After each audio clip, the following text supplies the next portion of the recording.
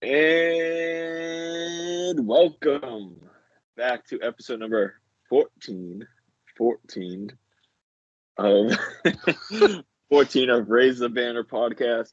I am one of your three co-hosts, as usual, Matt Couture, here with Ben Dirth and J.R. Mott. Ben, how are you doing today? Good. It's that weird time of year up here in New England where I feel like every other week I feel like I got a little bit of a cold because of the weather by Sybil. Doesn't really want to make up its mind. But yeah, other than Yeah, that, today was pretty nice. yeah, it was nice today.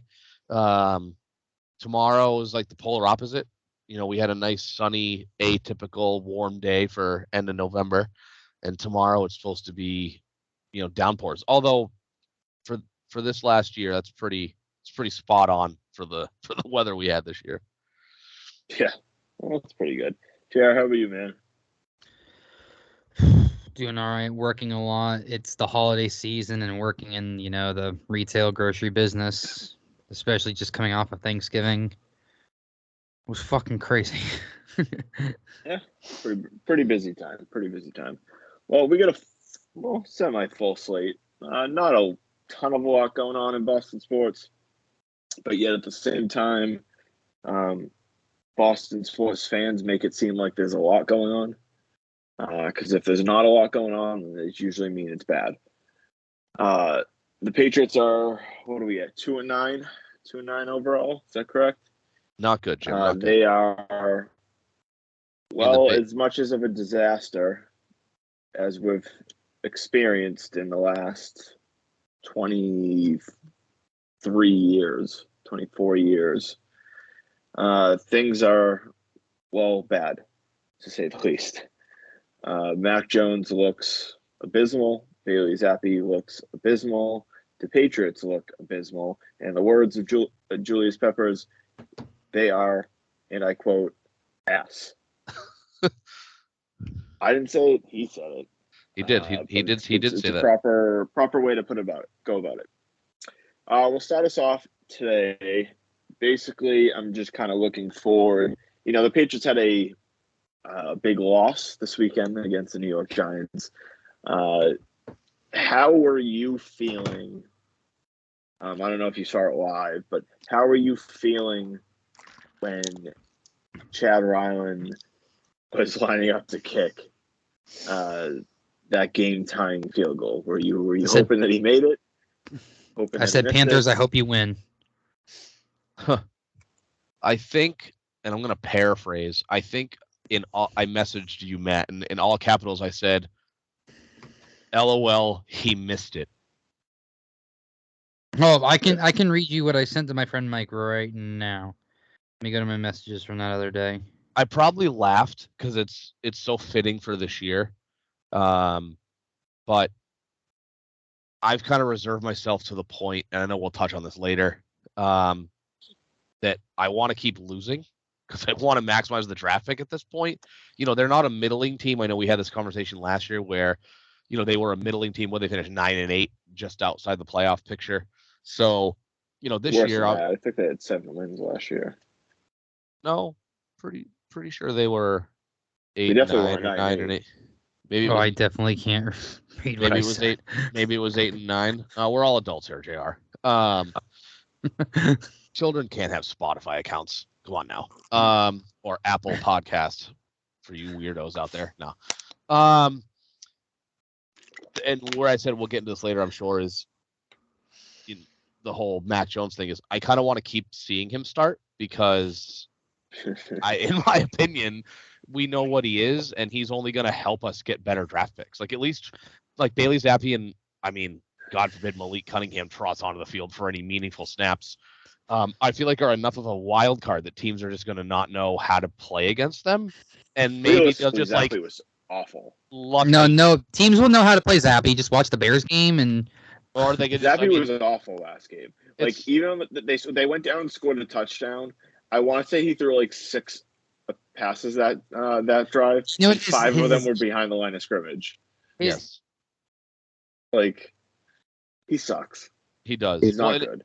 It came up on EPA passing was negative It was negative what? Negative 1.5 yards past. Like, it was bad. So they brought this up on Felger and Maz on 98.5 earlier today. Somebody asked the question, and then during a commercial break, they actually looked it up. So Pro Football Focus, how they grade players, they have Mac and Zappy graded the same. Like, not identical, like they're in the same category. I think like overall numbers are roughly the same. They grade Mac better than Zappy with a clean pocket, but it's the opposite when they deem the quarterback to be under pressure. But overall, they grade out essentially with the same number. So maybe you're right. Maybe we just don't want to see Malik Cunningham because he's enough of a wild card that they could like somehow win a game. But yeah, like when he missed that kick, part of me was happy, but part of me was like, really, like this is where we're at with this team. You know, granted, it's what did he miss, a 35-yard kick? So it's essentially 35. Yeah. So call it an extra point, but it was. I feel like I kind of felt a little bit the same way when for that kick that I did when, and I can't think of his first name. Was it Billy? It was Billy Cundiff when he shanked the kick for the Ravens in the 2011 or 2012 I was at that game. AFC title game. I had that same like stunned look on my face. Obviously different emotion, but I was kind of like, wait, really? Like that? Did that really just happen? All right. What percentage of you don't have to go into explanation. Just what percentage of you believe that was done under a direction of someone else? Someone telling Ryland to miss the kick on purpose? Yeah, like if you like, we're not going to get conspiracy theory. 1%. So all right. So you're completely no. That was not. Well, and here's the reason for it is they brought in 5, and I don't know, maybe it's just all smoke and mirrors. They brought in 5 kickers and kept one a day after he missed the kick. Yeah. Well, so if they didn't bring any kickers in, I'd be like, that number would be a lot higher. That was an ultimate disguise job by Belichick. He's like, you know what? I'm gonna have Ryland miss this kick and then bring in 5 kickers tomorrow, just so it doesn't look like I'm tanking. Like I said, it's a master disguise job. No, I don't actually think it was. I think it just missed it. I had blackmail on him. That's why. Yeah, I just think it missed it. I got into this conversation with someone on Twitter, Mr. Rollpats, that seems to be gaining a reputation for himself on Patriots Twitter. But nonetheless, he was going on a rant that it was done on purpose. And I was like, you have like realistically, you have no proof that it was actually done. So let's not just like spread this conspiracy theory that it was this master job and that Belichick should be, burned alive for, tanking and breaking the rules again. It's basically what he was going after. No, I don't think it was on purpose, to say the least. He just missed it. He's one for the tank, man. He wants Matt gone too. So, I mean, that's kind of go. I guess that can go to my next question. Is like, if we believe that Belichick low-key wants to lose, like, is there that mean he's a chance he's back? Because if he's not back, or if he's planning to not be back, he could theoretically, I mean, he could be in either category of, I want to F my own team and win as many games as possible, or I can do what's best and basically try to lose and leave this team in the best situation possible. I think we talked about it last week a little bit, JR, but Ben, what are you kind of thinking where Belichick's mindset is? Well, my gut tells me that he's managing. No, he's coaching and approaching day to day and week to week as if he doesn't believe his job's in jeopardy. I mean, it kind of goes back to the whole thought process of like what we talked about Chaim Bloom at the trade deadline. He approached the trade deadline like he thought his job was safe. Although I think that Bill's obviously a lot safer in his job than Bloom was in his. I don't know at this point. I wouldn't say that. I was going to parlay that into this. Well, so here's the thing, right? whether it's on the surface or it's actually true, I don't think, because Bloom was fired. There was no mutual parting of ways. Yeah, but at the time of the deadline, the Red Sox were like a game and a half back. So like at that point, things could have gone either way completely. True, but I mean, Bill is more still reputable. Yeah, Bill Belichick. he still is, in my opinion, the best coach ever. I still think he's good. Has he lost a couple of steps, a step or two? Probably. He's not building. He hasn't built this Patriots team in a way that I think is competitive in the modern NFL. But he's not a bad coach. Did he have a bad game on Sunday? Sure.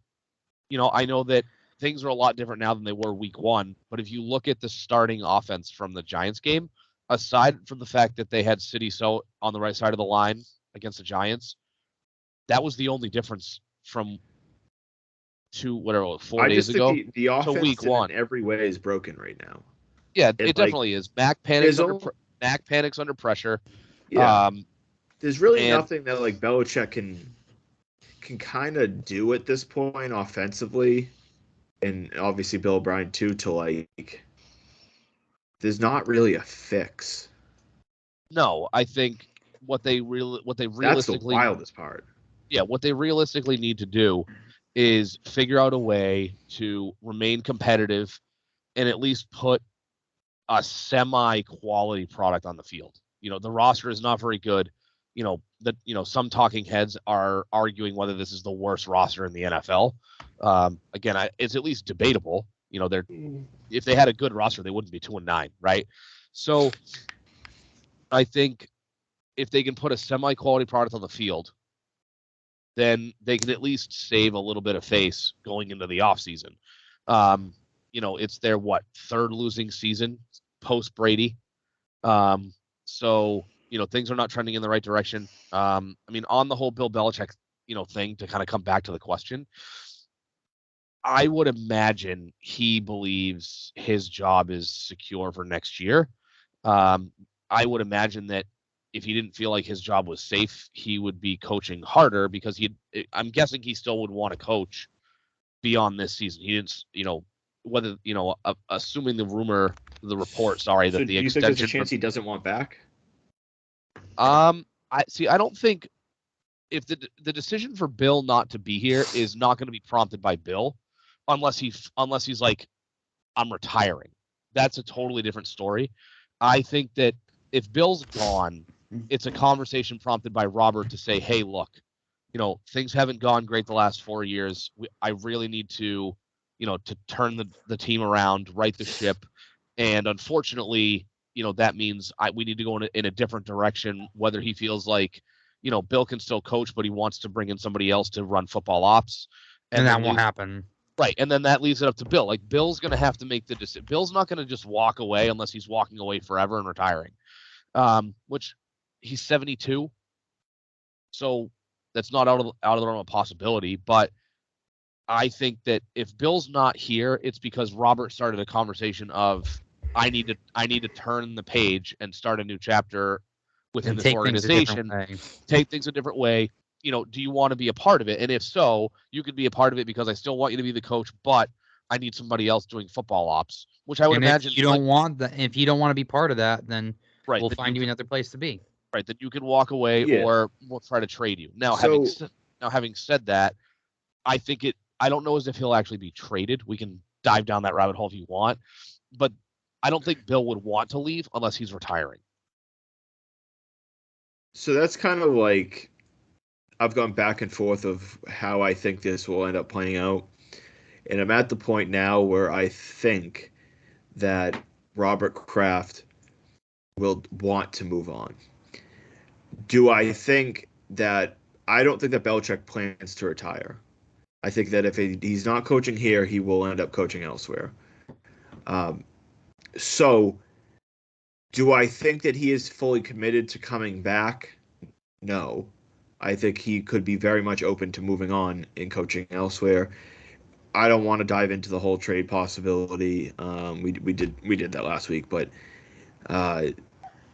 just on the basis of this is I think what will happen by the end of the year is Robert Kraft will sit here and say, listen, things haven't been good enough.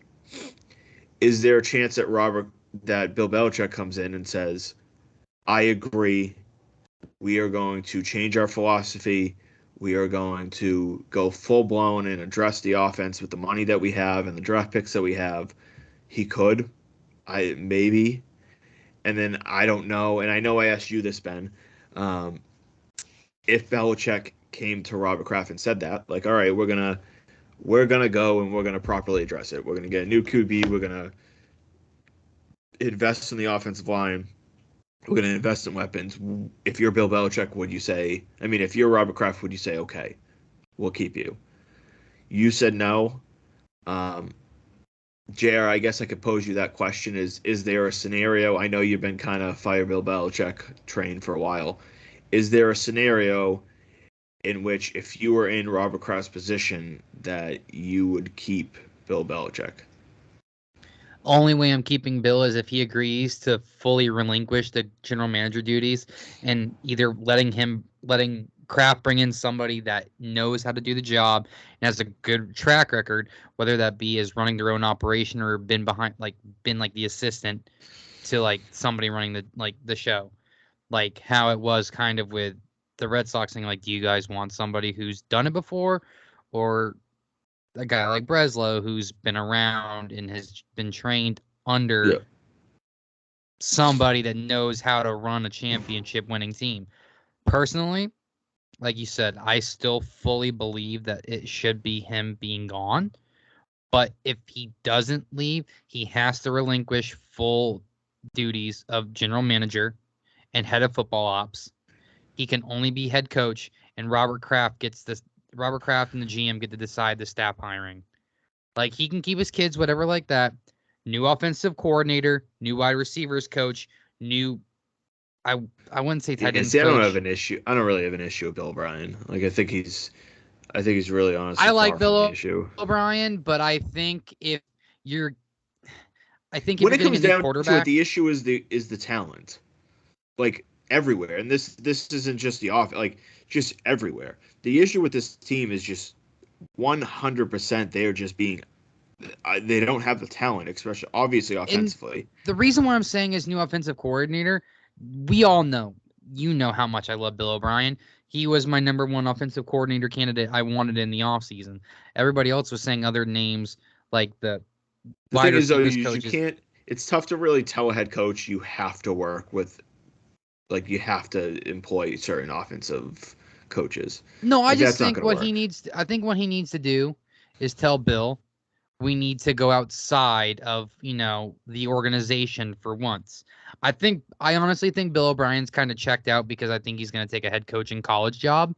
Personally, I honestly think he's probably going to take a head coaching job and try to get NFL as a head coach, not a coordinator. But if that happens, it has to be like, let's look outside of the organization. Let's not get a retread.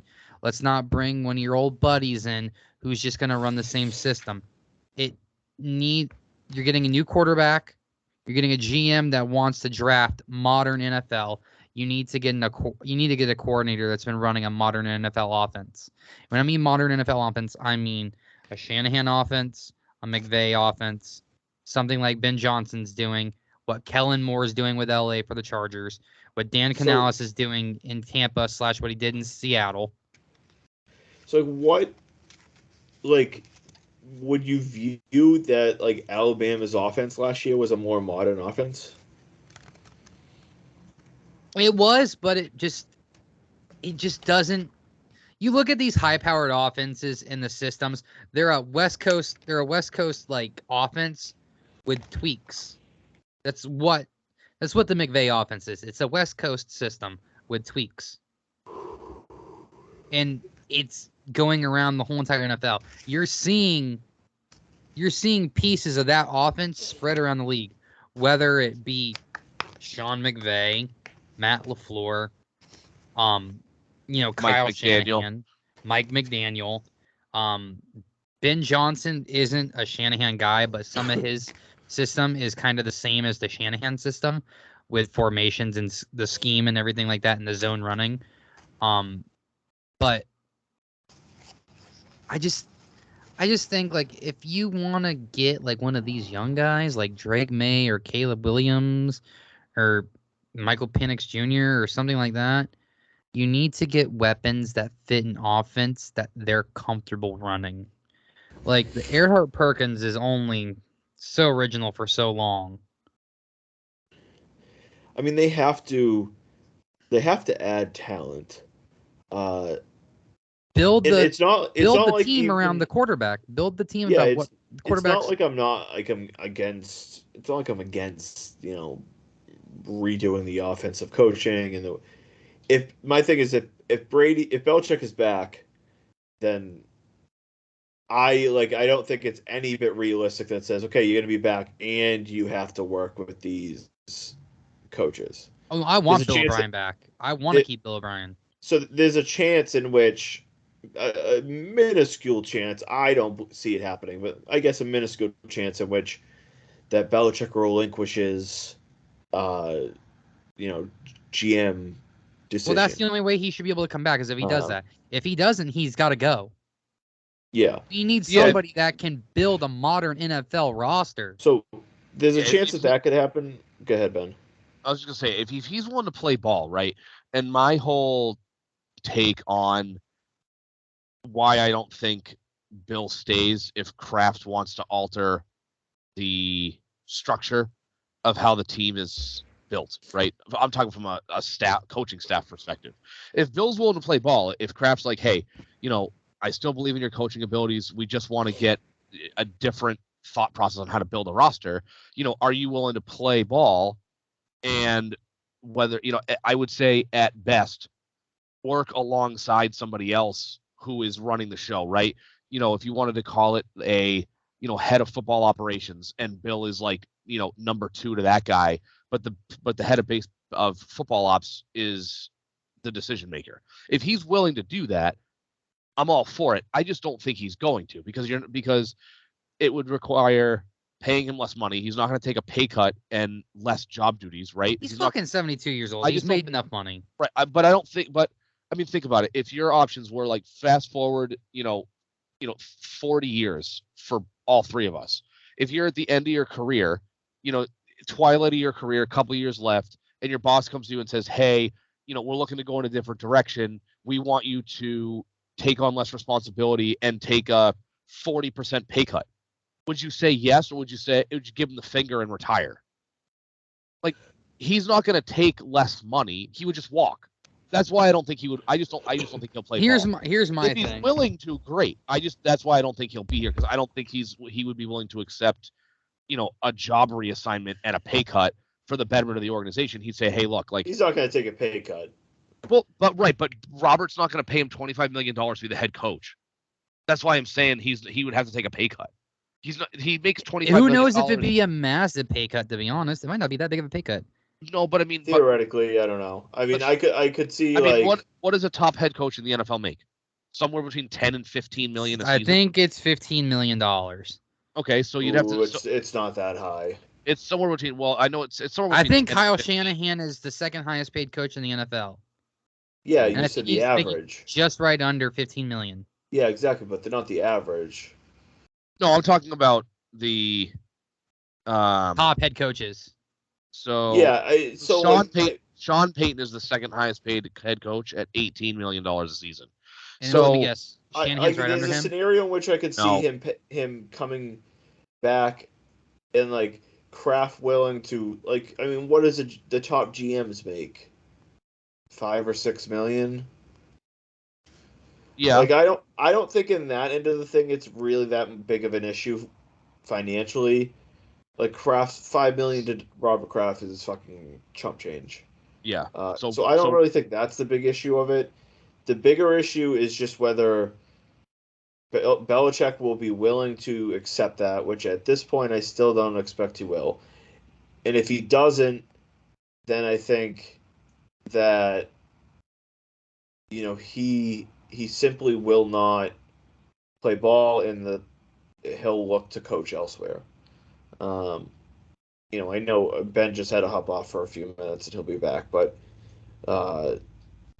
I just really don't see. I struggle to see a scenario in Will Belichick relinquishes his GM duties and stays on. So I at this point I expect him to be gone. I expect them to be a whole new change. I still at this point would say that I think Gerard Mayo is the most likely replacement though, and I could see a scenario, and I can ask you, Jr. Did you see the reports about the Ziegler in like whole Raider situation today? I didn't know. This is news to me. So essentially, the report was that Ziegler had he must have called Cesario and got a price tag for what it would take to move up to two. They said, okay. Ziegler said, okay, I want to do it. He viewed Stroud as, quote, a generational talent, and he wanted to trade up to number 2 for Stroud. He went to McDaniels, and McDaniels basically said no. So apparently that tells me that McDaniels had more power than Ziegler, Then the which general is manager. interesting. But essentially, that's what kind of the storyline is that McDaniel said no, we're going with Jimmy, and 6 months later, Aiden they're both O'Connell's out the your door, starting quarterback. and they're both out the door. Which kind of brings me all back to the original question is I would be open, and I know the people that want to move on from Belichick kind of want a whole new regime of. I think people. after the last 20+ years, you kind of need a new regime. I get it. I truly do get it. But at this moment, and I wouldn't say this is my top option, but I would be very intrigued about a Ziegler Mayo combination. The only reason I think that Mayo could really work is he does remind me a lot of Vrabel. Vrabel brings a lot of the intensity and kind of not so much discipline, but discipline that I get the sense from Belichick. But Vrabel gets this generation. He understands this generation a lot more, and I just think Mayo can bring that. I at this moment I kind of believe in the idea of Mayo as the next Patriots head coach. This is gonna be my thing. I've been thinking about it the past week, anyways, since the last time we talked about the head coaching things. Ben Johnson is my holy grail, the coach I want the most and everything. But this is what my mindset is if we end up making Mayo head coach. Either you keep Bill O'Brien or you get an offensive coordinator, somebody that's like Shanahan or McVay, from that system. And then you draft your quarterback, but I want Ziegler. I want Ziegler as my GM. I've been thinking about that for the last week. I want Ziegler as the GM if he's open to coming back, and if Matt Rowe is willing to work with him. Now I don't know if Matt Rowe will be willing to, but I could see a scenario where let's say Belichick leaves and Matt Rowe follows him. I could see a scenario where Elliott Wolf is hit the number 2 to Ziegler because they've worked together. They worked together obviously during their time here. I could see something like that sticking around. I would think at this point I would be for the idea of Ziegler. Enough has come out of Oakland where kind of doesn't seem like a lot was on him decision wise, which is kind of unfortunate. And let's just say this whole Stroud scenario is true. Just hypothetically, let's say it's true. Yeah. That's a damn good call. Because not only, obviously, Bryce Young was the consensus number 1. So if you were willing to jump into the Stroud train in what looks to be a very, generational pick for the Texans, that's obviously a clear example of him being able to evaluate talent. So if something like that is true, it's a little bit of a signal that says, okay, maybe I trust this guy to pick the next C.J. Stroud, the next future of the New England Patriots. If that is 100, we don't know if the reports, a Yeah, 1,000. the reports are only with a grain of salt. I think within the NFL, they can kind of get a better sense if that was true or not. You know what I mean? And the public may never hear it, but I think the teams hear about all the little details more than anything else. But my thing is if it is true though, and Mark Daniels really gave Josh McDaniels that much power over his own GM, it cost them a generational talent like CJ Stroud. Holy shit, man. You just better hope that if Ziegler comes back, Robert Kraft doesn't do something like that. Because if you have I don't think so. If you're sitting at 3, and say if we end up moving down to 3 or 4, okay? Just because of somehow we win some random games.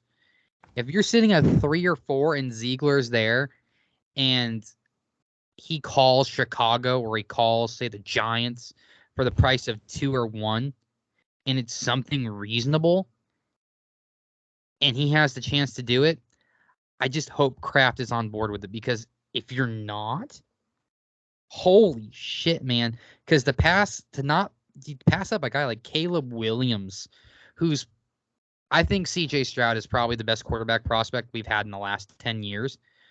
Shoot me, I'm biased. Well, no. Looking back. No, I was higher on CJ Stroud than I ever was on Bryce Young. I was yelling. I was like an old man yelling at the clouds. CJ Stroud is better than Bryce. Everybody was saying, no, Alabama quarterback's better. No. Everybody saw CJ Stroud not do, for what was it, the Wonderlic test he didn't do good on? Something like that. Everybody saw he didn't do well on a certain test, and they automatically thought, oh, he's not going to be able to read a defense. Well, he's proving it wrong.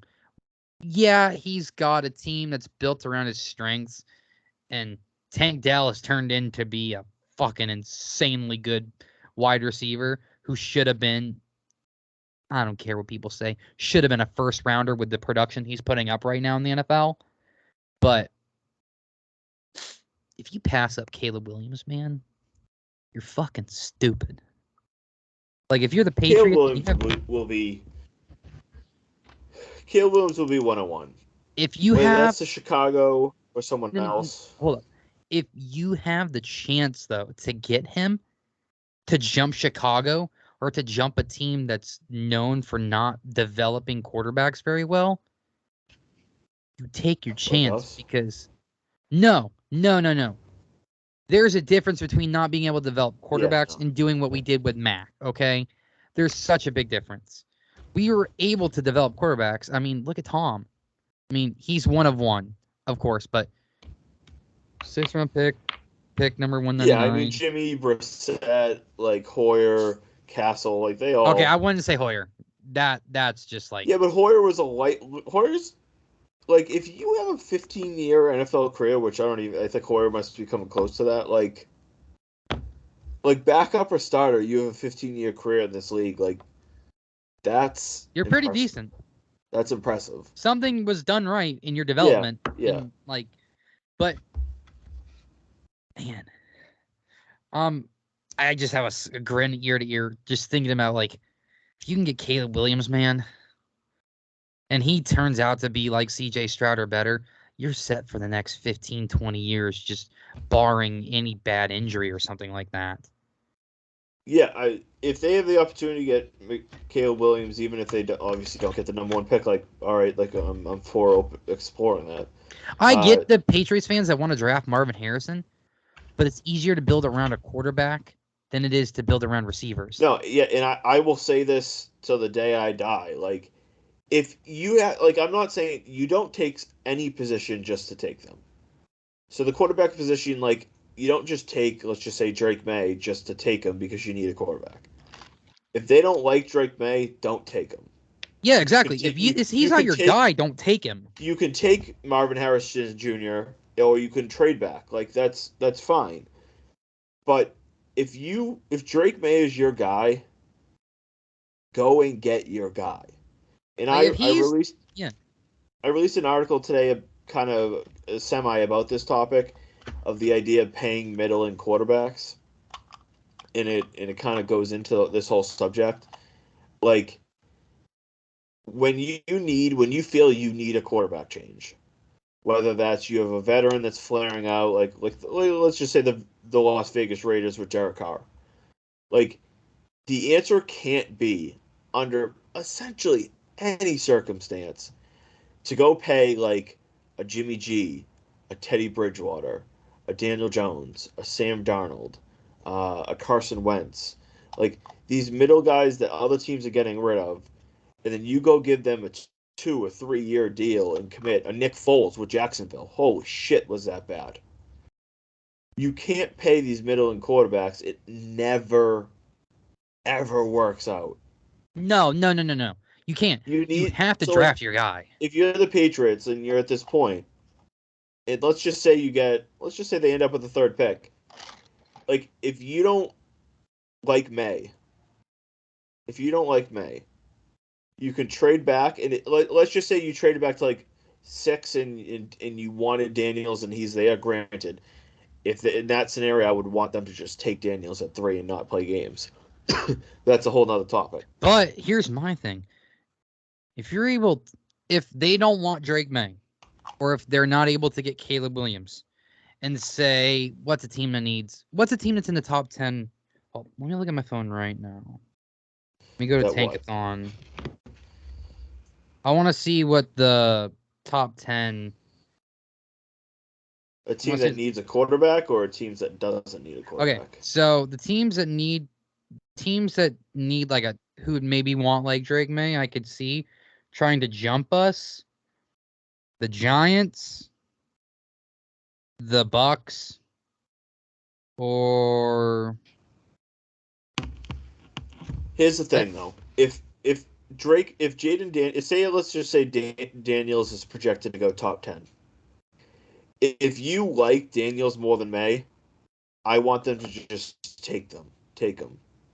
I'm me not too. playing games about trading back. I love Jaden Daniels, by the way. I think like if I do like him. So, but if Jaden Daniels was all right, projected to go, let's just say 11 to Las Vegas, hypothetically. Yeah. Like if you're sitting at 3, I'm not trading back to like 7 with Tampa, and risking him going, risking like Vegas trading up, or the Saints trading up, or the Rams trading up and going to take Daniels. Just take him at 3. What I would do is if, like, say Marvin Harrison Jr. is there by some miracle, the Cardinals skip over him because they want like an edge or something like that, or like you could try to get a team. I mean, you could get another first-round pick for next year, and you can try to use that first-round pick to trade back up into the first and grab a receiver for your quarterback.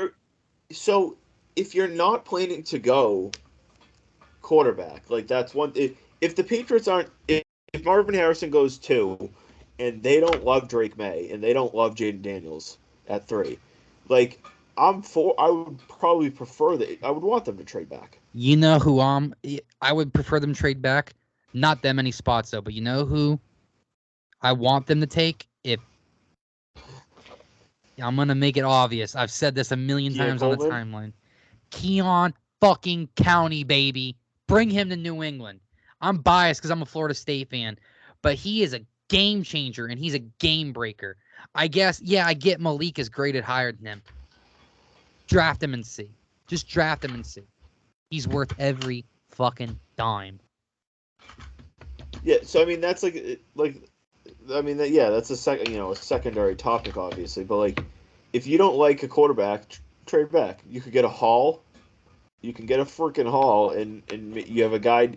Maybe if the worst case scenario is you drafted a top wide receiver and you got the running back with Mac and it's a bridge year and whatever, or you run it back with, I don't know, you Minshew or Baker And I'll or be honest whatever. with you, man. If you get a receiver in the first and JJ McCarthy's there in the second, I don't know. I'm very indifferent on JJ McCarthy right I think now. he's going to stay at Michigan. I think he's going to stay one more year. I think he has the potential to go number 1 overall next year if he stays and does well. But if he doesn't, it's Quinn Ewers number 1 next year for sure. I'm so indifferent on JJ McCarthy. Half of me really likes his game. Half of me thinks he's going to be a career backup. He's Mac Jones with a bigger arm. Yeah, and I don't know. This season, he's looked like Mac Jones with just a bigger arm because the run game's done. I'm very hesitant on him right now. But I mean, again, either way, like they need to just, if you like a guy at 3, take him. QB, take him. But if you don't, then so be it. Like if I don't want them, there are way too many misses on QBs in the early first round. You don't just take a position just to take them. Period. But if they like May or they like Daniels, just get them. Just go and get them. And if you miss, you miss. Like then that's a whole different subject. But like don't play chances and get them. We can leave it at that, and then the whole Patriots topic, to say the least. But moral of the story or what's going on with the Patriots right now is hopefully they can continue to suck and they end up with the top 3 pick, maybe even top 2, and they're in a good position to be able to decide on. Hey, man, we got to figure out a way for the Panthers to win some games, bro. And Kyler's back. Arizona can win some games. Yeah. Whatever gives us the best shot at number 1 for Caleb Williams. We have a 2-game cushion, or like a game and a half cushion on the 3rd spot right now. So the Patriots, even if the Patriots won one more game, they would still be at worst the 3rd pick. Their third spot. If we lose to the Chargers, we have number 3 locked up technically. No, we have like 6 games left. What I'm saying is we could pretty much lock in a top 3 spot if they lose the next 2 games. Yeah. Oh, yeah. I mean, probably. Yeah. If we lose the next 2. Yeah. All right. Let's move on. The Boston Bruins. What's the score of the Boston Bruins right now? It's first intermission tied 0-0. Not looking too good right now, but yeah, I mean, obviously they've gone on a little bit of a skid right now, which they just scored. I just got the NHL score alert on my phone. Heinen. The Golden Boy. Yeah, so 1-0 Bruins. Obviously, they're 14-4. They've gone on a little bit of a skid the last few games. They lost to the Blue Jackets. They lost to the Rangers. They lost to the Red Wings. 3 straight losses. What are you seeing over the last 3 games? Obviously, the big picture is they've let up 17 goals over the last 3 games. Taking the foot off the gas. Defense hasn't played the best, and goaltending hasn't been great. But goaltending hasn't been great because defense is breaking down, and the forwards are just trying to do too much and try to be fancy with their passing instead of just putting the puck on the net. I know that was really fast, but literally that's everything in a nutshell. Yeah, I mean, especially in hockey, like I think there's a little bit more straightforward in hockey than other sports. Like you've kind of hit it on the head. They seem, and I don't watch the Bruins every single night, but I catch probably like half of their games in total. But they just seem like they've not lost gas, but kind of they're basically taking their foot off the gas right now, and it's cost them. So hopefully they can kind of regain focus. The Sharks are a team you kind of hope to take advantage of and get back on track. They're what? They're like 5-15, 16 range. 5-15, 2. So this is a game to good get right game. I just want to see against them the worst get team in the league, back. so Yeah, I just want to see them get back on the approach. Their defense in general needs to play better. This is not really Bruins related. What is your whole outlook on this whole Corey Perry situation? Well, it isn't anything to do with Bedard's mom, but I was gonna make a joke about the Bruins and the Sharks and like that whole situation. But it has nothing to do with Bedard's mom. Corey Perry came out and it was a funny storyline, but he came out and issued apology today. I read the apology a little bit ago, and it does like it is true and it is heartfelt, and he's not just saying things because he's having to. I think it's because of everything that's happened and things that have been floated around about him. I think he's truly being honest about things, and it's weird because for some, it might have been like an Ime Udoka type situation, but they're not releasing full details. But the fact of the matter is, like, within less than 36 hours of all this happening, he's released a press statement, and Milan Lucic, with everything that's happened, hasn't said a single word. And to address that situation, I know a few episodes ago I was very high on Milan Lucic before this whole entire thing happened. But I have been very vocal and very open. I do want the Boston Bruins to terminate his contract. Cool, he won the cup with Boston in 2011, but there's things that are more important than championships and being a legend to the sport in your city. Domestic violence isn't a joke. And for anybody that's going through it out there and is trying to seek help, please reach out to your nearest source of help, because it's not a joke and it ruins families and it ruins lives. Some people end up losing their lives because of it. So hopefully the Bruins will terminate his contract and will move off of him and we won't have anything to do with him again. But I also, as a person, hope he finds help and is able to get help with his alcohol issues and everything like that, because alcoholism is a battle too, but it's the whole entire situation is fucked. But I just wanted to put it out there that I am 100% behind the choice to terminate. If they do make the decision, I am 100% behind it. I think they need to, and if they don't, it honestly will be kind of upsetting as a fan of this organization, because if not terminating that contract is kind of saying hey, we don't care what he did, in a way. If they really want to be if they I don't know how to word this in a politically correct way, how they are in PR statements, but if they truly want to show their fans they really care about the victims, they need to terminate his contract and just move off of him as a whole. Yeah, and a quick side note: the Bruins scored again, but Jake DeBrusk. Jesus Christ! Yeah, 2-0. But yeah, no, I mean, in terms of the Milan Lucic situation, you're kind of spot on, and it's I'm kind of surprised they haven't, because it's not even like Lucic was a big part of what they were doing.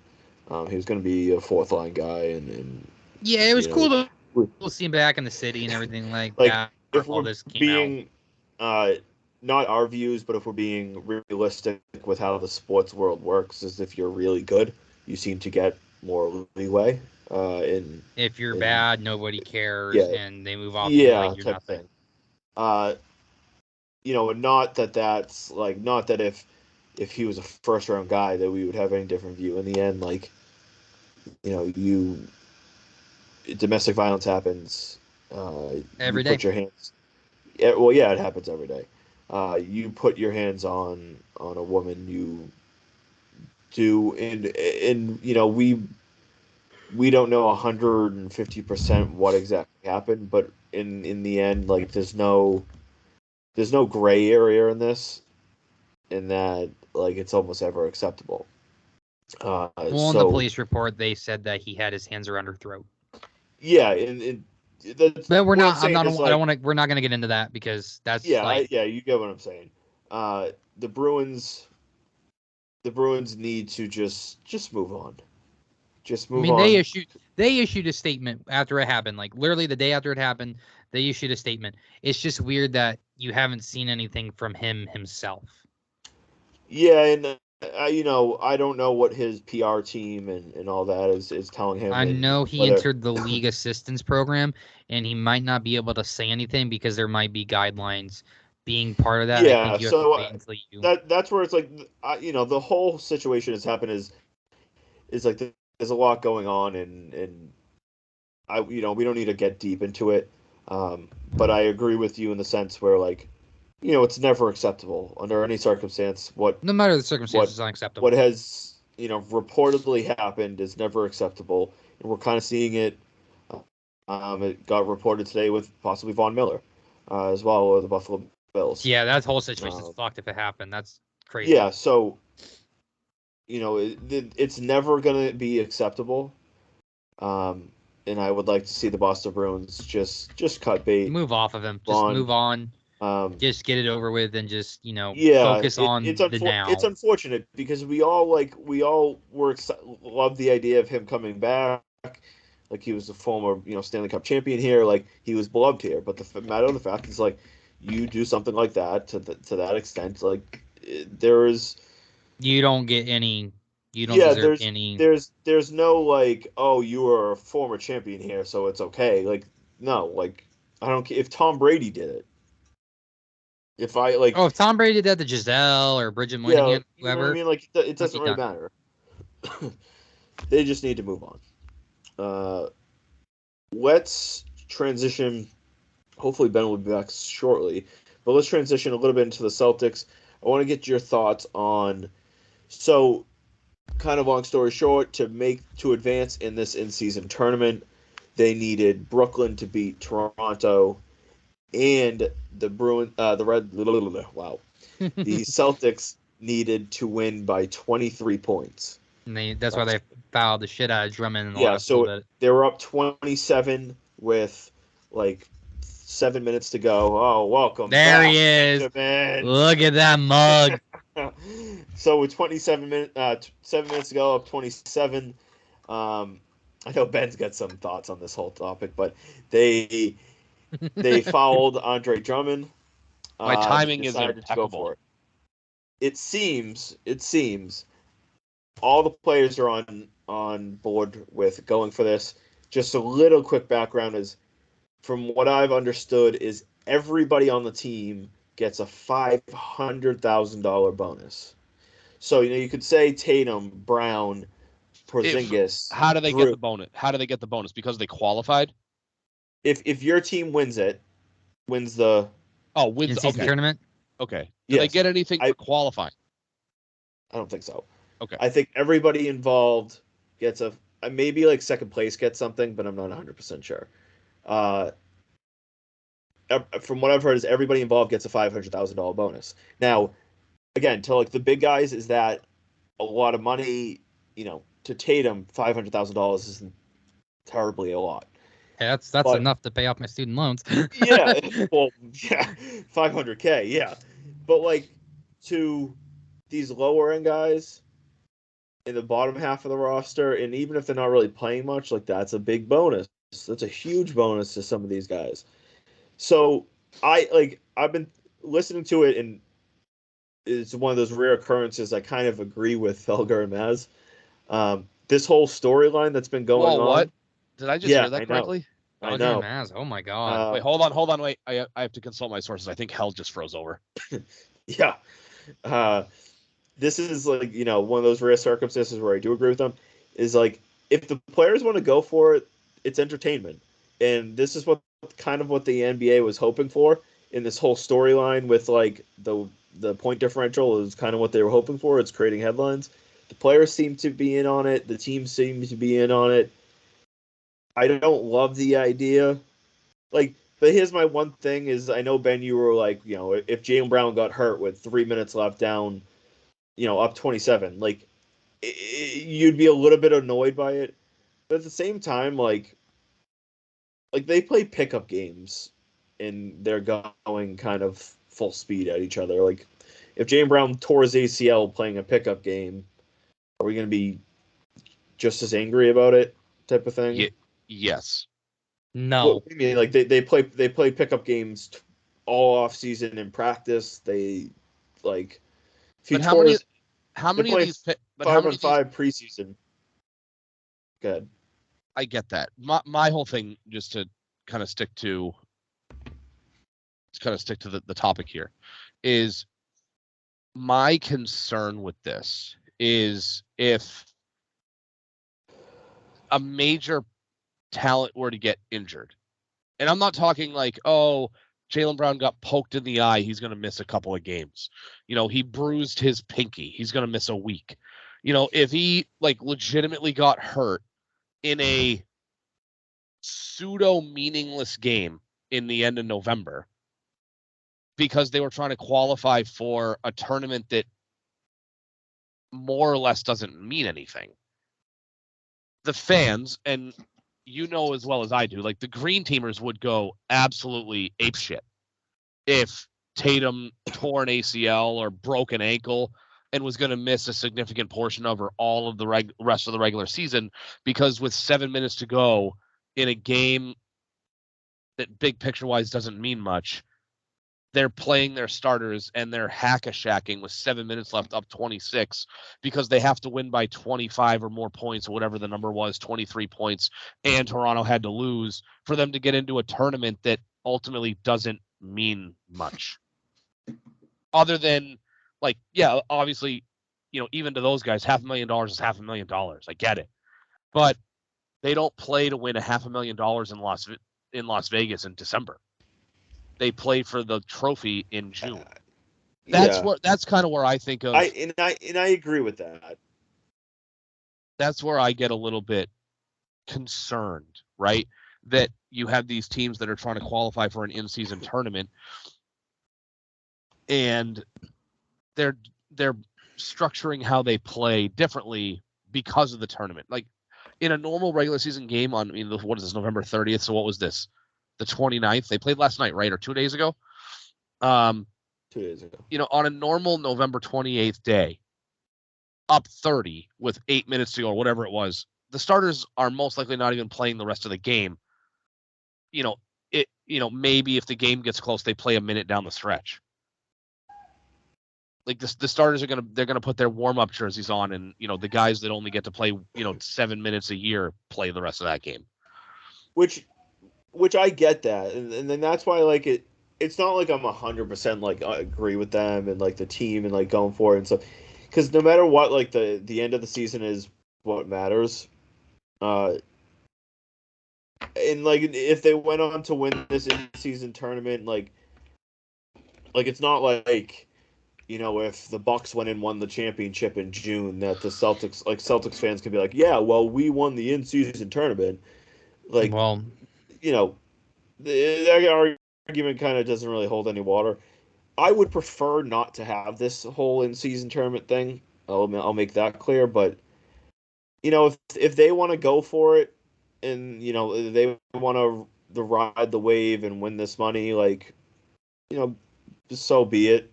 Like it's fine with me. And if someone happened to get injured on the way, then like I don't know. It's basketball in the end. Like it is what it is.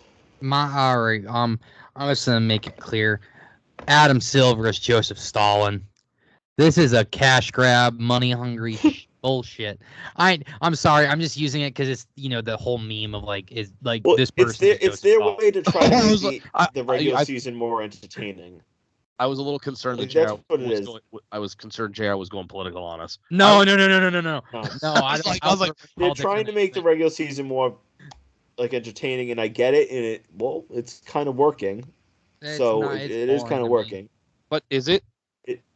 Yeah, because it's creating headlines. Sure, but like besides clicks on the internet, is it really that less boring? Like, what are ratings? Yeah, it is. Ratings are up. Like the Celtics ratings for the Celtics ratings for that game were up on average for like the average November game. I'd probably be more interested if the Celtics didn't blow a double-digit lead to the Orlando Magic. Well, that's a whole other topic, but Jaylen Brown. Now we'll see how things play out over the next couple of weeks when we get closer to the finals. But their ratings were up. to be fair, the Orlando Magic are the number 2 seed in the East right now. I don't give a fuck. I live in this city and I hate this team. They're not that good. That doesn't mean they're not the 2 seed. I'm gonna push an agenda one day, and it's not gonna be pretty. No, they're a good team. I just hate their fan base. I mean, living here and seeing all the Magic stuff. What happened? 13-5. 73-yard touchdown pass to DK Metcalf. Man, I have Ferguson starting in my lineup right now. I need him to score. I thought this was a Boston sports podcast. Hey, we're fantasy players. Thursday football's going on. Anyway, all right, let's move on. Let's finish up because we're pushing time. Yeah, let's go to the Red Sox. The actual shit that matters. The Red Sox. Nothing a lot has happened in the last week. That's kind of the best way to put it. Nothing really much has happened for the Red Sox since Breslow got hired. Yeah, nothing across the MLB in general. Sonny Gray signed away with the Cardinals. Maeda signed with the Tigers. There was really nothing big trades. Yeah. I'm yawning. I'm not impersonating a Native American. Yeah. Okay. Well, that kid was in the news. Yeah, the Chiefs kid. Yeah. He couldn't choose two. He couldn't choose one, so he chose both. Yeah, Deadspin was like blackface in the NFL. It's like, no, he's a Native American. He's a kid with Native American heritage who loves his team. Yeah. Was he doing the job? That's just a media going for Deadspin sucks. Fuck Deadspin. Yes. Or just dead. Anyways. They're just dead. No Deadspin. Yeah. No spin, just dead. Yeah, they're not spinning Basically, anymore. Long story. Nothing's big happened with the Sox. Transaction wise. So maybe we're beating a dead horse of our viewpoints on these things. But where do you guys currently stand on what you want from the Red Sox? Has anything changed? Your viewpoints changed? And what's your opinion kind of on this whole offseason? Yoshinobu Yamamoto, please. Ohio gozaimasu. Yeah. Hi. So here's the thing, right? The thing that really annoys me about Major League Baseball offseason, and this sucks. Definitely it takes forever. It's definitely a recent thing because I feel like 4 years ago this wasn't happening. Even 4 or 5 years. Well, 4 years ago was COVID, so who knows? But pre-COVID, even pre-COVID, right? It was as soon as like winter meetings, everyone was sitting on the edge of their seat, being like, "All right, where's everyone going? Who's going to sign where? What trade's going to go down?" And everything was done by Christmas. And I want to say it was it had to have been 2022. Kyle Schwarber signed a week before spring training. Before spring training started, and he was, I don't know what the free agent market looked like back then, but he was probably one of the top 2 or 3 bats that was available for signing. I think a couple of guys got traded that offseason, but he was arguably one of the top bats available on the market for a contract, right? Not a trade. That's the thing that annoys me forever. Yeah, and then they found 7. What they should really do is they should have a date right around now, where free agency opens. Well, free agency's already open. That's what I'm saying, though. They should try to treat it a little bit more like the NFL, where the legal tampering period. Yeah, and things just. But why delay it? What's the point? I don't know. Well, that's the thing. That's the thing. In the NFL is the market. Is that, and I'm kind of talking myself out of my own what I just said. Is even if they waited and delayed it, it seems like that's not the issue, and players are just taking their time making decisions. So I don't even think actually delaying it will really make any bit of a difference. But it's just overall frustrating where where March 18th hits in the NFL, legal tampering opens and boom, boom, boom, boom. Yeah, trade. signings signing, trade, cut, signing, trade, signing. And you just go on and it's just a fire of all these teams are talking and stuff beforehand, and deals are being discussed before they're technically supposed to. It baffles me of legal tampering opens and Joe Schmo signed 3 seconds and Jonnu Smith in 2021 when he signed 6 seconds in the legal tampering, it was the 4-year, $60 million deal with the Patriots. Yeah, Like, oh yeah, I got done that fast. Did Bill Belichick call Jonnu and was like, "Hey, we'll give you this," and Jonnu was just like, "Yeah," Okay. which theoretically, I mean, Jonnu probably should have if that happened. I mean, But obviously that's what happens. It's just everyone picks up the phone at midnight, 12:01. To go back to what I want them to do, that really hasn't changed for me. 2 of the 3 quote unquote tier 1 pitchers are still on the market. Obviously Yamamoto's window opened a week ago. He got posted a week ago. Yeah, so a week and whatever it was, a week and a half ago, almost at this point. We know, or we assume, based on reports, that I guess it's going to come after the winter meetings, which are next week. Yeah, so he's supposedly going to be meeting with teams like this week and maybe into next week, and then he'll narrow down his. I think there's probably 12 to 15 teams that are interested in talking.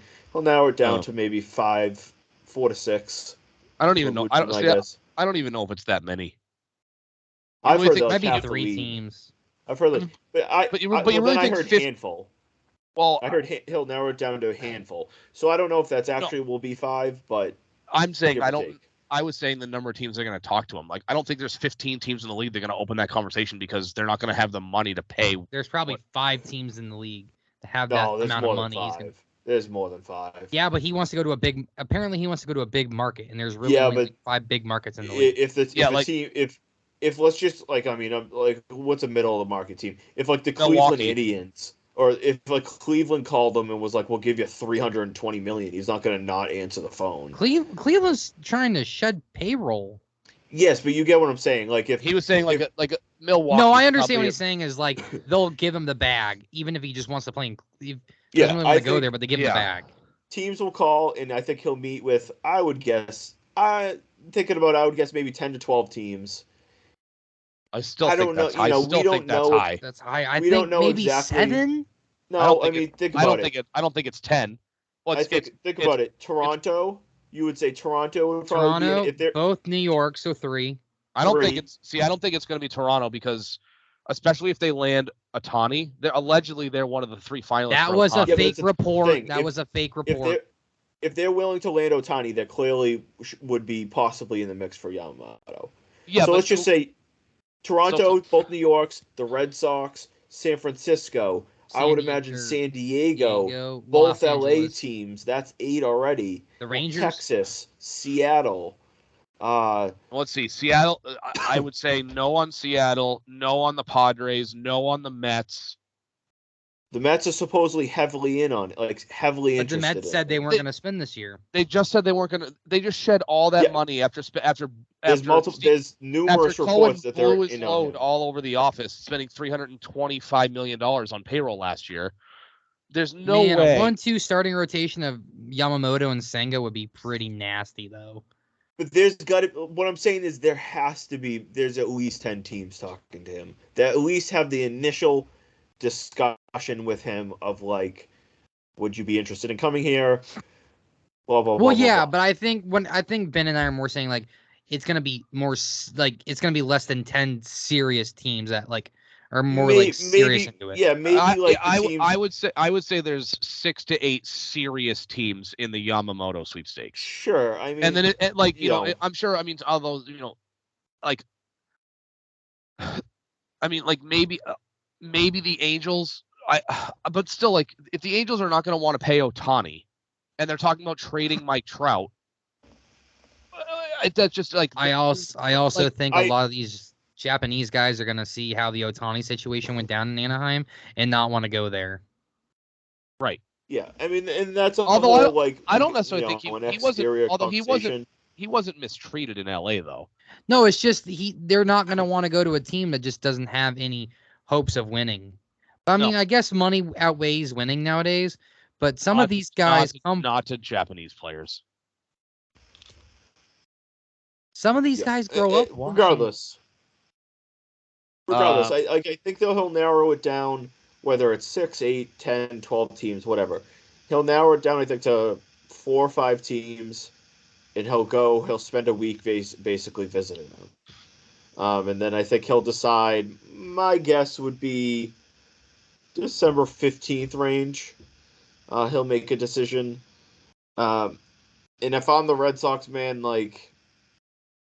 I'm realistically doing everything within reason to get him here. I'd give him. I mocked 224, but I'd give him more than that if that's what it really took. Cowboys threw a touchdown pass to CD Lamb. Why not Ferguson? Fuck. Ferguson did have do you play in a PPR league? Yes. He got a 17-yard reception. So there's two. I need more than that.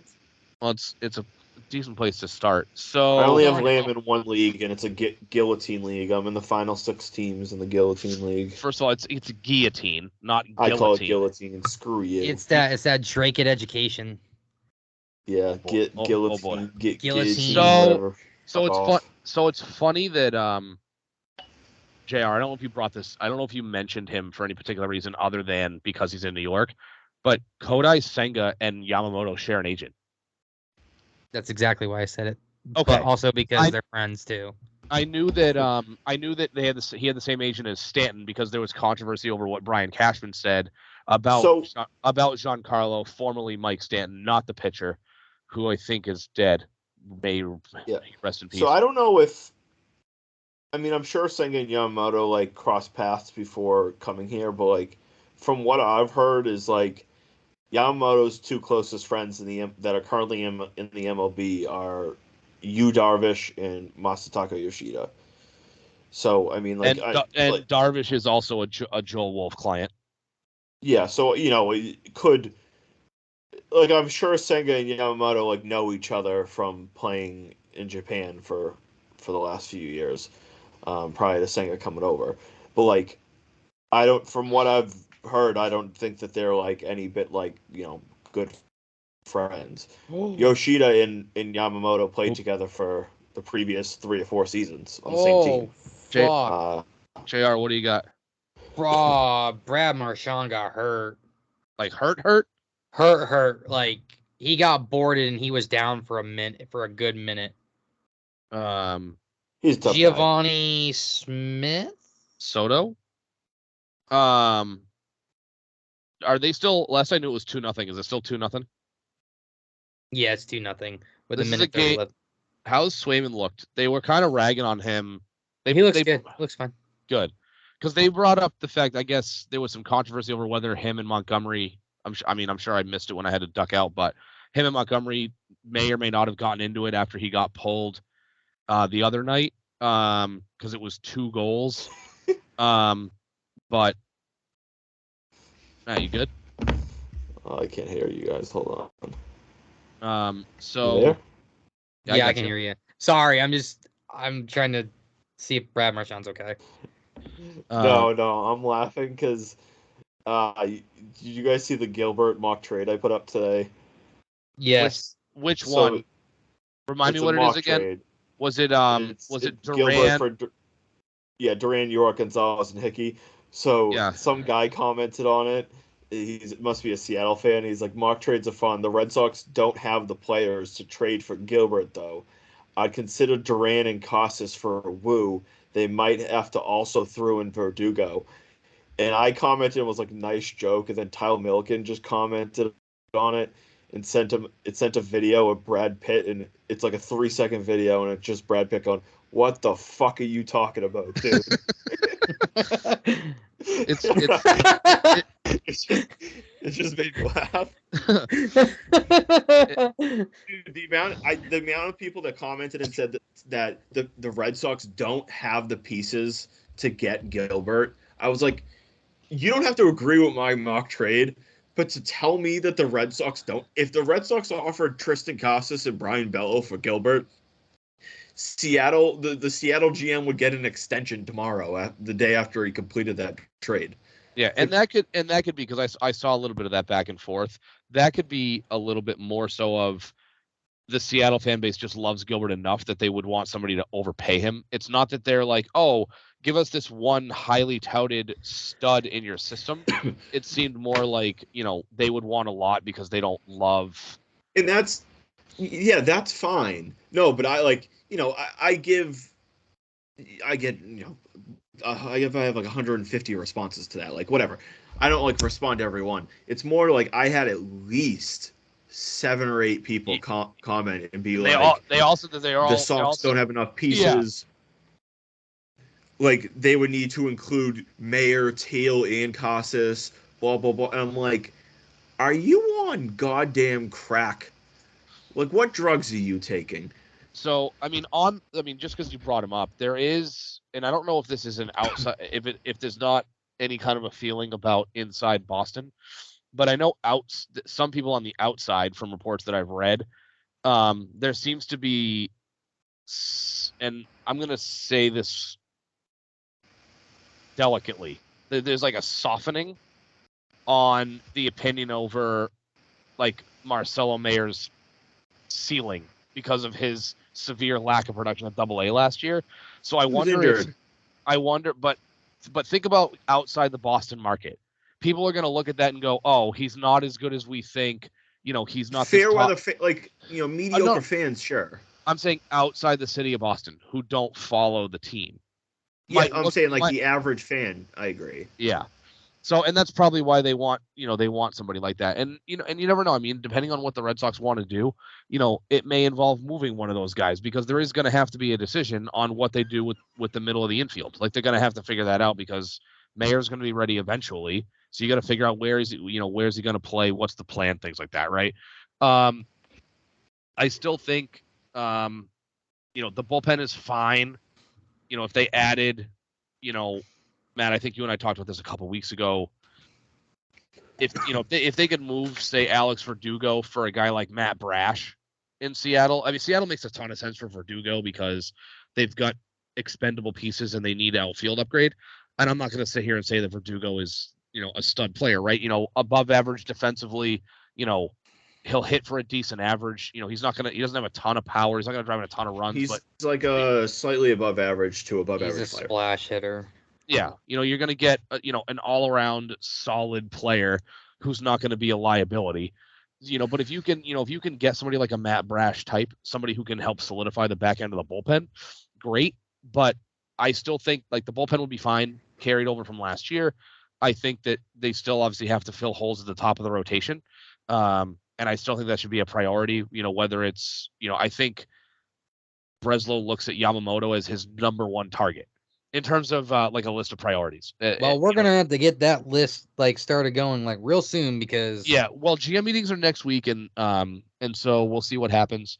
I think, and I don't know who his agent is. I can look it up real quick. I would imagine that Blake Snell will sign very quickly after Yamamoto does. Well, everybody thinks Snell's coming to Boston, so let's see. I tell you, Red Sox fans don't want Snell. There's a big portion because he walks a lot of batters. Well, that and they think that he's going to fail here, like in Boston, being like the media attention. He just won a Cy Young in a big market. I don't know if I'd call San Diego a big market. I'd call San Diego a big market with the players they have and all the attention they've had. They have a lot of attention, but it's still not exactly that big of a market. Yeah, they're a small market team.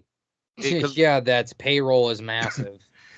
On top of that, Snell, he has 2 Cy Youngs, but then he's been, not that great in the years in between. That's also part of it. It's people don't buy into, he's not, a consistent ace that would suggest you would see from 2 Cy Youngs. Here's my thing. I kind of want them to go after 3 pitchers and just get, and try to trade Verdugo and just maybe get another bat, but pitcher that I've been really kind of heavily going back to, it's more like a deep, it would be Shota Amanga. Yeah, was he the lefty that just got posted? One of them. But dude, yeah. He reminds me of Andrew Heaney so much. Watch his fastball. And it's a riser just like Heaney's. Riser is a myth. No. Watch this guy's fastball though. You'll see it. It's a myth. It's physically impossible to throw a rise ball overhand. But like, why would you be excited about somebody who is Andrew Heaney? Like, that's my thing. I'm not saying as like a number one starter, Ben. I'm saying as if you have to trade, like, say, Nick Pivetta or something like that. Oh boy, And the fire in Matt's eye is getting bigger. You just said trade Nick Pivetta for Andrew Heaney. He might fly down to Florida and slap you himself. I might. I dare you, Matthew. Pivetta for Andrew Heaney. So yeah, I mean, Nick Pavetta's a UFA next year, so I don't care. Yeah, whatever. He's a potential number 5 long relief bullpen arm, but like they still need 2 guys, right? Like, Chris Sale can give you whatever he can give you, but he can't be a guy that you can just say, sure, throw him in the rotation and figure it out if he can't pull it together. Because at this point in his career, he's not going to give you a full season. So he needs to be a guy that take what you can get, but don't throw him in the rotation and be like, every 5th day is yours and you're our number 4. You can't do that with him at this point. So, yeah, I mean, I'd be okay with 3 guys. I mean, I think, you still have to make a splash and you have to land a guy that you believe is your ace or believe can be a true ace, whether it's Yamamoto or Snell. I wouldn't necessarily, I wouldn't dislike the idea of signing a guy like Jordan Montgomery, but he's not an ace in my opinion. Yeah, he's pitched very well for 3 seasons, but that's his entire resume is 3 years. So, outside of a couple injured seasons, he was pretty good before then. But I agree. Yeah, Montgomery shouldn't be your ace. I agree. No, but he's a legitimate number 2. If you can land Yamamoto and sign Montgomery, that's a legit 1-2 punch. Yes. I'm open to multiple different paths. The fact of the matter is, if they sign 2 very legit number 2s, or they got 2, so let's say they got Montgomery and traded for Gilbert. Am I going to be like, that's a failure? No. Is it like the best they could have done? No. But I would be pretty overall, I would be pretty happy about that. I just don't see. I just don't see the Mariners trading Logan Gilbert. You get what I'm saying, like Dylan Cease or Tyler Glasnow is a lower level because he's injury prone and not really reliable at the moment. But you get what I'm saying. If they traded and or signed, both of them were not really aces but legit 2s, like a Montgomery. I would be pretty happy overall. I'd be fine with that. And the team, as a whole, would just, as long as they're reliable guys, the team would be in a significantly better position. JR and I talked about it a little last week, the idea of, and it seems like they're a little bit open to this, is being aggressive on the trade market, get a trade done for a player, and then also sign a free agent. So if they could hypothetically, whether it was a Gilbert or a Kirby, or even if it was a lower level Mariners guy like Bryce Miller or Wu, they're a little less proven, but they're also young upside guys. Or if they a Cease, or I guess a Glasnow, or a Corbin Burns, if they went and traded, got that guy here where you don't have to convince him via free agency, and just got him here, and then it kind of takes so much weight off of free agency where you're all right, you absolutely have to convince Yamamoto to get here. If they traded for Logan Gilbert right now, or even Corbin Burns, that immediately takes off a big chunk of the pressure to get Yamamoto. Not that not getting him won't be upsetting, but it will certainly. It becomes less of an urgent need. Yeah, in trade you kind of control a lot more. As much as you have to give up players, but trade you control of give them what they want and you get that player. If the team, you don't have to convince a player to sign with you, obviously, because they're coming. with Corbin Burns, maybe he has to agree to an extension, but that's a different topic. So I would really like for them to be aggressive on the trade market, and as we discussed JR last week, is like if they went, let's just say they got Gilbert, just hypothetically, and that would open up so many windows financially because they're not committing to two big pitchers. So they could sign Yamamoto, and the money that they were let's say willing to also give to Montgomery, I don't know, fuck it, you could give it to Montgomery too, or you could sign a big name bat, or something like that. So it just opens up everything, and that's why I'm kind of on that train of going to get a pitcher via trade. Yeah, they're going to have to do something, right? Maybe they could even do something where they sign Yamamoto and then they trade for their number 2 as opposed to signing a number 2 and then trading for somebody else. I'd almost rather them sign Yamamoto and then trade for a number 2 because it solves two issues, right?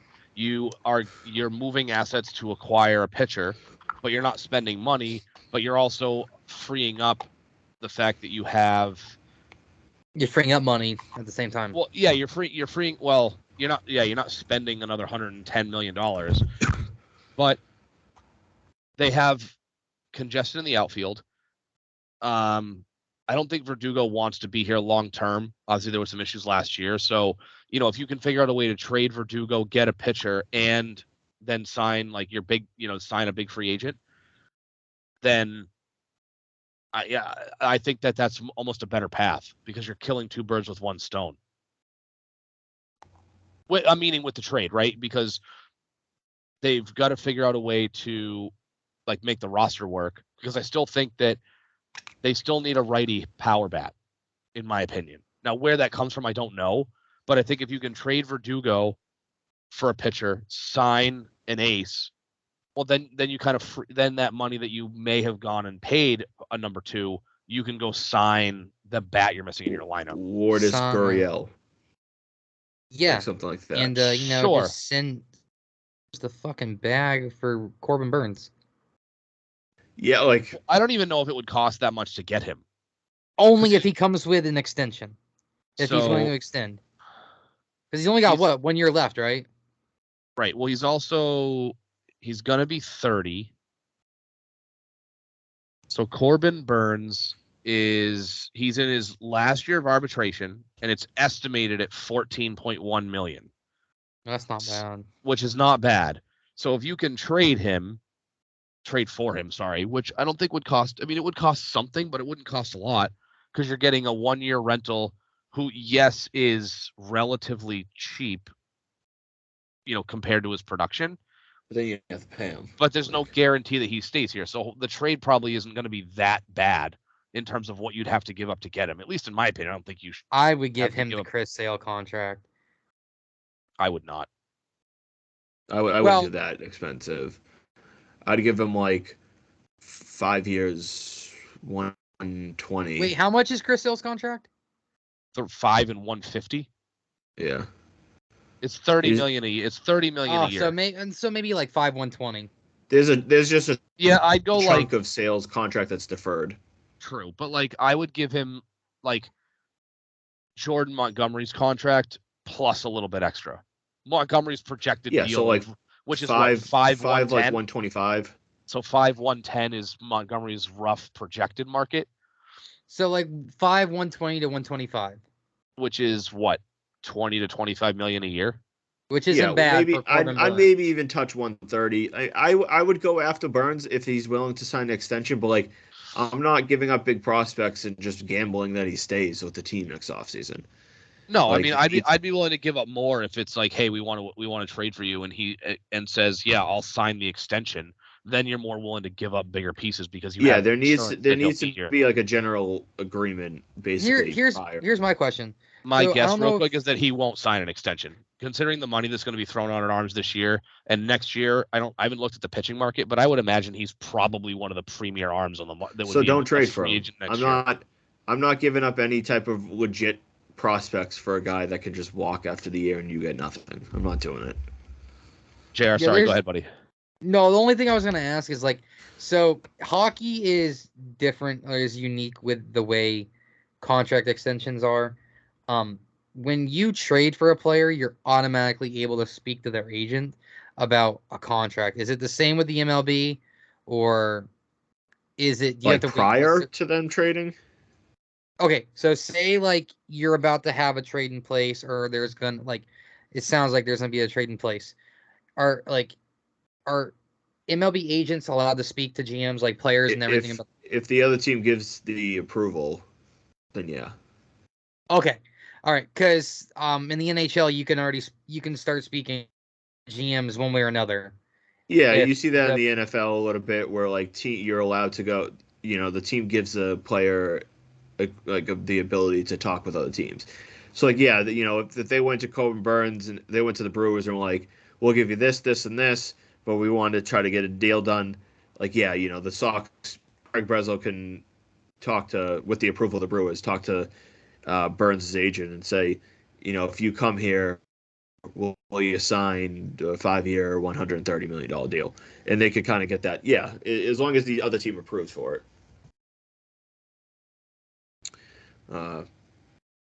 Yeah, I mean, they just got to be aggressive. And I've been like very vocal on Twitter and stuff of people freaking out over like no moves and stuff yet. It's like no team is making really big moves besides the Cardinals signing two bums, wash bums, and Sonny Gray, and Nola turning back to the Phillies. I wouldn't call Sonny Gray a start, washed up bum. He just finished second. No, I in the said Cy Young I said voting. the two other guys, Gibson and Lynn. Lynn went back to St. Louis. I didn't know that. Lance Lynn, yeah, he signed back with St. Louis. 1 year, $11 million. I mean, the fact that Nola stayed in Philly indicates that he had no plans of ever testing the market. It was reported that he took less too. To do what? To stay? To return. Yeah. Who was going to give him more than what Philly gave him? I don't know. Supposedly I know the Yankees were allegedly connected to him, but like, I don't know. There was a report that he took less to stay with Philly. So I don't know if we'll ever find out who. My guess is he probably took an extra year for less average dollars, but more total money. I do think that happened regardless, but obviously we won't know for sure. If who and what offered. Because at his age, that contract, he's going to retire a Philly with that contract. He's not, whether, I mean, and that's even if and that's if he even sees the end of that deal. Maybe he does, I don't know.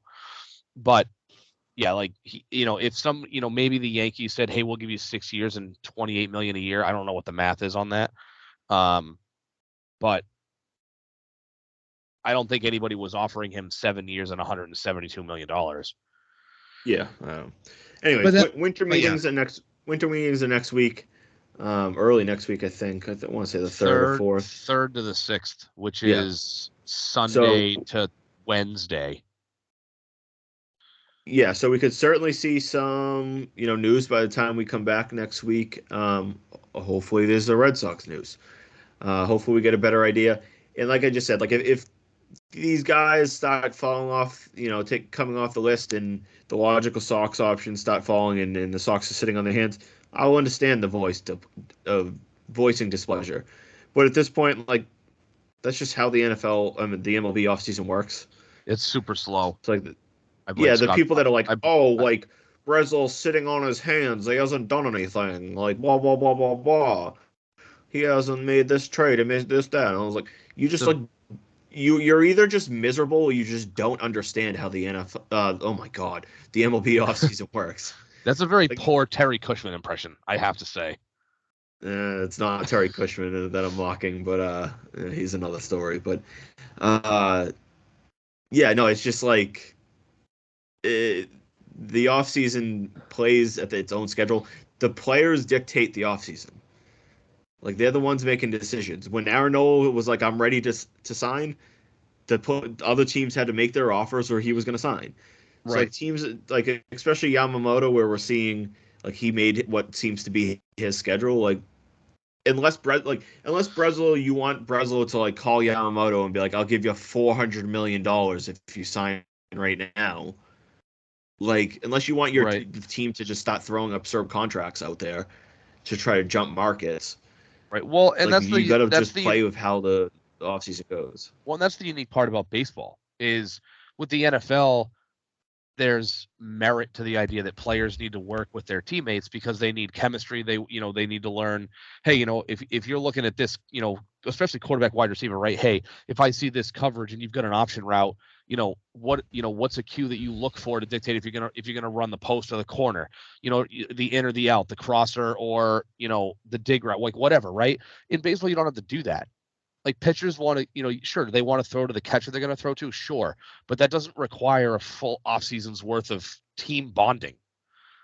So that's why players don't rush it. They don't need to do that. It's a lot more individualized too. Like they can do it. It's more what they all want. But all right, we'll finish it up there. We're past what we're doing as usual. It's JR's bedtime. Any final thoughts, boys? No, I mean, the Bruins are in a little bit of a skid right now. They got shellacked the last 3 games. I'm sure you guys touched on that when I had to jump out. They gave up 17 goals in 3 games. I mean, again, if you had said that they'd be what are they, 13-5-2 or whatever, 14-4, whatever. At this point in the year, we'd be near the top, at the top of the East. Great. It's weird, right? Because the Celtics and Bruins are playing well, and the Patriots are circling the drain, and we're looking ahead to that offseason. And the Red Sox offseason is about to get fired up next week and on into the holiday season. So, it's kind of a weird time of year. We don't normally talk about Patriots offseason plans before December 1st. They suck, Jim. Yes, they do. So, I will be in Florida next week. So I will not be on depending on when you guys record. So hopefully, off the record conversations about some good signings can take place. And if I can find some time, maybe I'll sneak out and grab a beer with JR. Yeah. You just let me know, man. I'm off Saturday, Sunday, and Monday. I'll have to convince. All right, JR, how about you? Any final words? Craig Breslow, as like your number 1 fan, please sign Yamamoto. I beg. All right, we'll keep it that simple. All right, you can find us on. I want to see a prayer I want to see a prayer circle, JR. I want to see that on social media. I don't know how to do that, so if somebody sends me the template, I'll do it. RT Banner. I got you. Pod.com. Not .com. You can find Ben Dirth at Ben Dirth on the X app. You can find JR at Theory RTB on the X app, and you can find me at Matt Couture 5. We'll be back next week, and I think let's all say a prayer that Yamamoto is a Boston Red Sox soon enough. Thank you all for listening, and we'll be back next week.